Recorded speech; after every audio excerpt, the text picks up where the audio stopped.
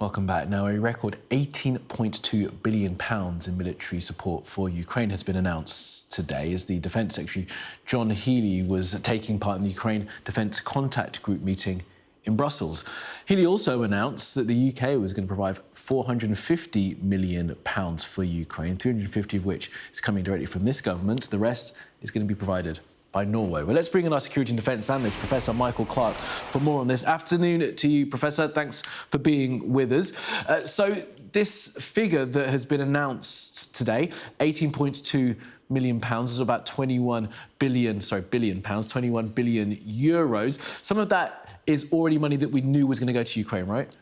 Yes, that's right. Some of it's part of packages that have already been announced, but some of it is new money. I mean, all of the Europeans are, as it were, adding to the fund that they've established. So, for instance, Germany have said that they'll put in 11 billion euros, but between now and 2028. And Germany's just announced a package of more ground-based air defence, they've sent more battle tanks, they've sent more infantry fighting vehicles. Not huge numbers, but certainly useful numbers.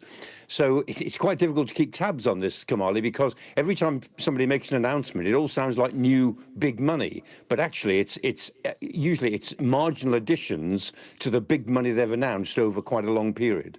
Yeah, that's interesting, isn't it? But I guess it keeps sort of the story in the headlines. We keep talking about the extra money that's going in the show support as well. In the UK package, this talk of hundreds of thousands of drones and new radar systems. Does that tell us anything else, Michael? Yeah, it does. I mean, the drones are important because, I mean, drones are the substitute for artillery. And the fact is the Russians have got about 10 times the amount of artillery that the Ukrainians have got.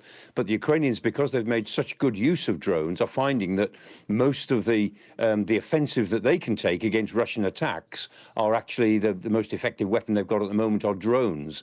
And so the massive increase in the use of drones and the cleverness of drones is important. And then the other thing we're giving is, it sounds boring, but it's very important, is more facilities for vehicle repair, because a lot of armoured vehicles get damaged, but they're not destroyed. They just need to be towed off the battlefield and repaired. And the repair of vehicles close to the front is a really important military advantage if you can get it right. So that's something that's quite important if we and the Norwegians can provide money to have that done. Yeah, £160 million to do that, which sounds to me like a lot of money. You'll explain that it's probably not. And you just mentioned the Norwegians there providing some of this. What does that tell us about the Allies and the way that we're funding Ukraine at the moment? Yeah, I mean, it's the coalition of the willing, to use this famous phrase now. It's an ad hoc alliance. The NATO countries as a whole, the European NATO countries, 30 of them, don't all agree because Hungary and Slovakia try to oppose everything that NATO may want to do to help Ukraine. And so it comes down to bilateral deals. So it's groups of 2 and 3 countries. And in particular, the effective aid to Ukraine at the moment is all coming from the North Europeans. So the Scandinavians, Norway, Sweden, Finland, the Baltic states, though they're very small, are very determined to do what they can. So Estonia, Latvia, Lithuania, Poland's a very important player in this, Denmark, Netherlands, Britain, and France in different ways. I mean, France is a very big country, but it's both North and South Europe. But essentially, you're looking at a group of about 10 or 12 North European states who are really taking seriously the idea that we've got to do all we can to replace American aid, which week by week is being reduced. I mean, only 2 days ago, the Americans announced that they're pulling all their equipment out of Rzeszów, which is the Polish city, the Polish base, from which all of the Ukrainian aid was based on. It was all centered there and it went from there. Big base. The Americans basically ran it, but now they're not running it, they're pulling their own stuff out of it. So the Americans are backing off the whole thing. The Europeans, where they can, are trying to make up that deficit. Well, on that point, I didn't know about the base being sort of evacuated. Can it be made up? Will it still be functioning? And what did you make of the fact that Pete Hegseth, of course, the US used to run this contact group until Trump. Pete Hegseth just dialed into this thing. Boris Pistorius saying that was a good thing. At least he was on the phone, but he should have been there.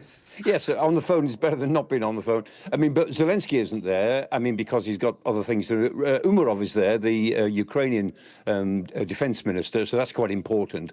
And yeah, dialing in is, well, it's something. But it's clear, you see, I mean, these meetings used to be at Ramstein, and the Americans used to run them, and everybody plugged into that, and that was real leadership within the alliance. Well, that's gone now. It's not going to come back. And so the meeting is now in Brussels. It's being co-hosted by Britain and Germany. It's not as good, but they're doing the best they can. And I mean, dialing into a meeting is better than not being there at all. So it is going forward. But you know, your central question: can the Europeans substitute for the Americans? Well, no, they can't.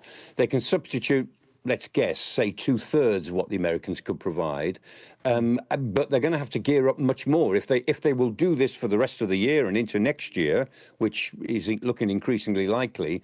That will be quite a big ask. Nobody's saying that at the moment because everyone is hoping, against experience, I have to say, that there will be a ceasefire deal reasonably soon and it will change the nature of the game. Personally, I don't think that's likely to happen, but that's the assumption politically that they have to work on. We've taken on to my final question then, Michael. We've heard this morning that Witkoff is in Russia, in St. Petersburg, has met with Kirill Dmitriev, the Russian envoy that has been sort of the point man in talks for Putin.